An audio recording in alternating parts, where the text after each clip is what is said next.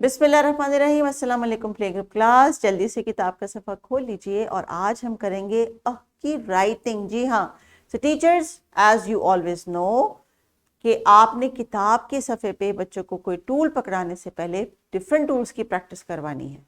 आप sand tray, chalk, board जो भी आप इनको देंगी, पहले इनको बारी बारी कोई ना कोई मीडियम देके इंश्योर कर ले कि व्हेन यू से तो वो उसकी वही फेस ड्रॉ करें या नहीं करें, ताकि जब आप किताब के सफ़े पे कंप्लीट करके इसको चेक करके बंद करेंगे तो आपको ये तसल्ली होगी कि इनको ये आवाज़, सब बच्चों को ये आवाज़ पे इसकी पहचान हो गई है। So please use day 1 and day 2 as a warm up before we start this lesson. Day 1 के ऊपर इन्होंने पिक्चर्स के थ्रू साउंड को रिकग्नाइज किया था और पिक्चर्स के फ्लैश कार्ड लाए थे। डे 2 पे इन्होंने साउंड का फेस देखा था। तो अगर आपने अल्फ़ाबेट्स के जो फ्लैश कार्ड्स हैं वो शेयर किए इनके साथ, तो उसमें से आपने अल्फ़ाबेट का फेस रिकग्नाइज करवाया होगा। And this is how we do it. And then day 3, now they are ready to talk, share, write, express and say a lot about the sound they are learning. So please pause this video and continue with the warm up. शाबाश बच्चों, अभी warm up के lesson के बाद अब आपकी बारी आती है कि आप किताब के सफ़े पे साइलेंटली यानी खामोशी से बैठ के राइटिंग करें, क्योंकि आज टीचर आपको कोई टूल दे रही हैं, प्रॉबेबली पेंसिल, क्योंकि अब तो बुक ख़त्म होने वाली है ना। और अभी हमने पूरा साल जो इतनी मेहनत की है, पहले फिंगर से, फिर क्रेयॉन से, अब हम पेंसिल पे पहुंच चुके हैं। सो पेंसिल से हम प्रैक्टिस करेंगे कि हम अच्छी सी राइटिंग करें इस अल्फ़ाबेट की और इसके साउंड की। साउंड क्या है बच्चों, स्क्रीन पे आपके सामने नज़र आ रही है। और राइटिंग कैसे करते हैं, अगर आपने प्रैक्टिस किया है अपने सैंड ट्रे के ऊपर या बोर्ड के ऊपर, तो आप जल्दी से मुझे बता देंगे। तो बताइए कैसे रखूं मैं, कहाँ पे? Shall I start from here, from the bottom? No. Shall I start from here then? No. Where do I start? I start here. Yes, so I will be following the arrows and then I will complete the face. I will draw the face of the sound. So I'm going up and turn and then down and stop. This is the face of the sound. How do I write it again? Going down, round, up, stop, then down again. So did I make a good face of the sound? So अगर आपकी भी writing ऐसे थोड़ी थोड़ी सी shake करिए तो don't worry, that is all right.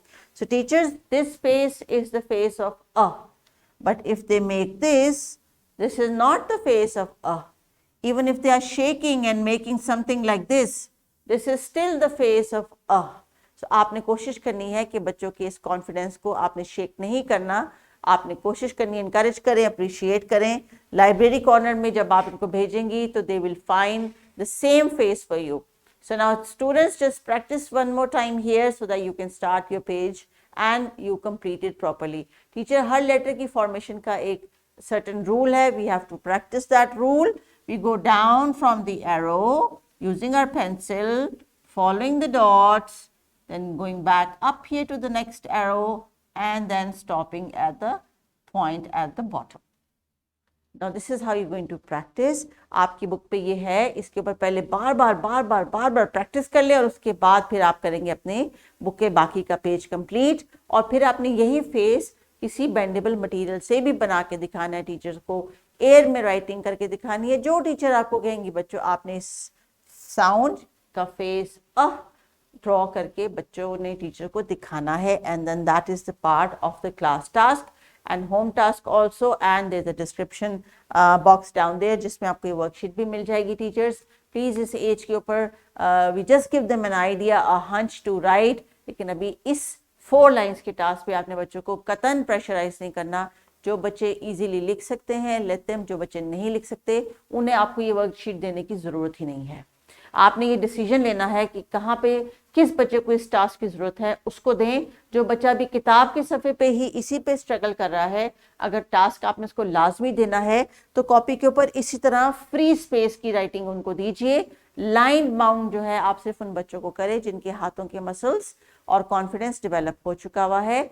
इस as और स्टेज के ऊपर ये डिसीजन मेकिंग आपकी होती है, क्योंकि आपने उन एक्सपेक्टेड लर्निंग आउटकम्स को अचीव करने के लिए कंफर्ट जोन में और प्ले में बच्चों को रखना होता है, ताकि बच्चे साथ साथ सीखते भी जाएं और फिर उनके जो है उनको कोई स्ट्रेस भी ना हो. Learning must be fun.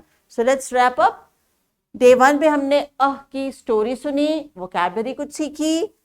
Day 2 पे हमने से कुछ जो वर्ड्स सीखे थे उनको यूज करना सीखा, उनसे रिलेटेड जो है कुछ टीचर ने और डिस्कशन की, उस साउंड का फेस देखा, थोड़ा सा आर्ट कॉर्नर का फ्लैश कार्ड बनाया। ये फ्लैश कार्ड आपने संभाल के रखना है ना, आपको पता है जब हम रिवाइज करते हैं तो इसी फ्लैश कार्ड को यूज करते हैं। और फिर डे 3 पे आज इन्होंने की राइटिंग की है। Teachers let's wrap up the sound and the letter, लेकिन नेक्स्ट लेटर या साउंड को शुरू करने से पहले इंश्योर कर लें कि तमाम बच्चे ये तीनों दिन के जो टास्क हैं इनको कंप्लीट करके कॉन्फिडेंट हो चुके हैं। So please continue with the activities until the next lesson. Take care, अल्लाह हाफिज।